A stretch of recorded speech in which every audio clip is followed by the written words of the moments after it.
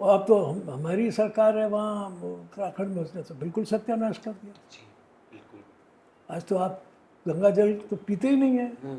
एक रिपोर्ट आई थी कि हरिद्वार से आगे जैसे ही गंगा आगे बढ़ रही है उसमें बैक्टीरिया पाई जाती है पानी के अंदर जो है नहीं, वहाँ भी पीने पाई लायक। जाती, जितना जी पहले नहीं पाई जाती थी। जी अब वो छिपाएं बात दूसरी है, लेकिन सब जगह पाई। जी वो अब आपको गंगोत्री में नहीं मिलता है पानी, वहाँ तो चिड़ी डैम नहीं है, वहाँ तो अलग है, जी जी वहाँ भी नहीं मिलता,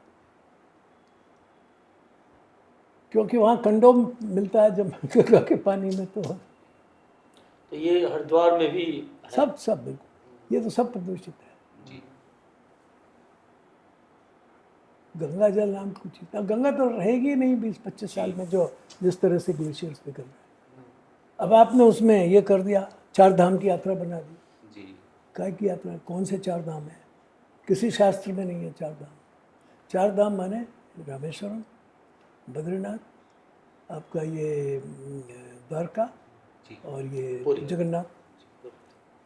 केदारनाथ भी 4 धाम नहीं है। जी वो जो 4 धाम हैं वो तीनों, 3 धाम उसमें से विष्णु के हैं। जी एक रामेश्वरम का भी विष्णु का इसलिए मान लिया जाता है कि रामचंद्र जी ने उसकी स्थापना की। जी बिल्कुल।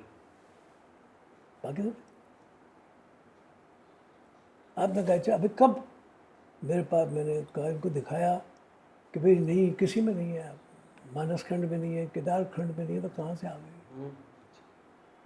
ये इस 4 धाम की तो कहीं अवधारणा नहीं शास्त्रीय। है ही नहीं।